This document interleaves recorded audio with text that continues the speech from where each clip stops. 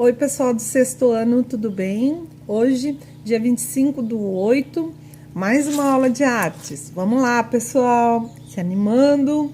Mais uma aulinha. Heróis que vieram da Grécia. A gente sabe que os gregos, eles utilizaram a mitologia para explicar aquilo que eles não sabiam, como os fenômenos naturais, os acontecimentos como a seca, a geada, o frio, o eclipse lunar.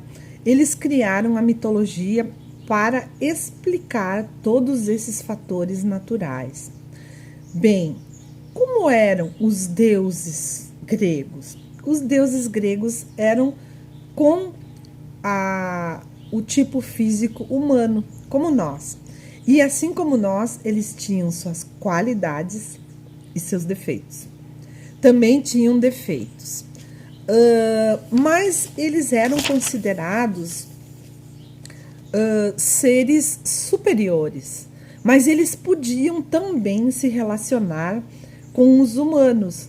E quando acontecia esse relacionamento e quando nascia alguém desse relacionamento, era chamado de semideus. Um semideus é quando um humano se une a um deus.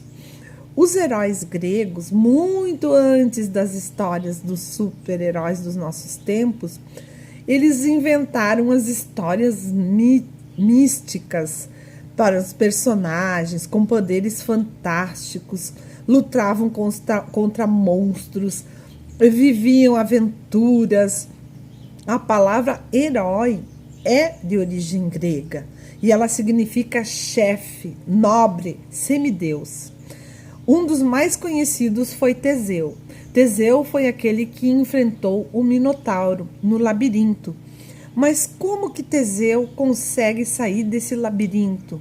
Teseu consegue sair desse labirinto através da ajuda de Ariadne, filha do rei, que lhe deu um novelo de linha.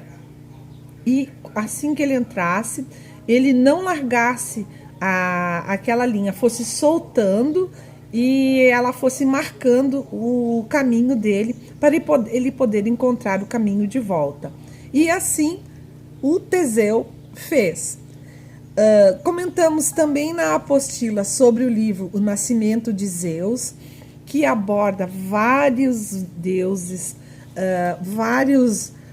traz informações sobre a vida das crianças gregas que participavam nas festas, nas cidades, traz a história do deus Dionísio, de como ele teria nascido, o que seria uma curiosidade também para a época. As cerâmicas gregas também foram faladas nessa aula. As cerâmicas gregas aqui foram ilustradas através de uma ânfora. As ânforas eram utilizadas para guardar azeite de oliva. Dependendo do tamanho, elas tinham uma finalidade. Elas guardavam azeite de oliva, guardavam perfume, guardavam água e até mesmo vinho. Quando elas eram mais estreitas e compridas, elas também guardavam vinho. E essas ânforas eram utilizadas nas cerimônias, nos casamentos, nas festividades. A cerâmica grega, ela é uma parte importante da história da Grécia, porque ela traz, através das figuras que foram pintadas nela, muita parte da história da Grécia e também da mitologia grega. As cerâmicas, elas definem uma parte da história, elas dividem uma parte da história da Grécia e elas têm as características, a cerâmica negra e as cerâmicas mais coloridas, policromadas, as cerâmicas em policromia, que também são importantes.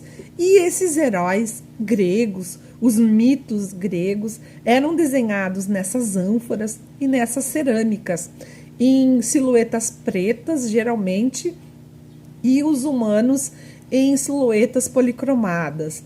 em que se contavam de uma determinada história, uma determinada faceta desse Deus. O labirinto também, a história do Teseu, também foi utilizada nas cerâmicas, onde tem a representação nas bordas das ânforas do desenho do labirinto, o que depois ficou conhecido também em outras atividades, como na arquitetura. O desenho do labirinto foi muito utilizado pelos gregos.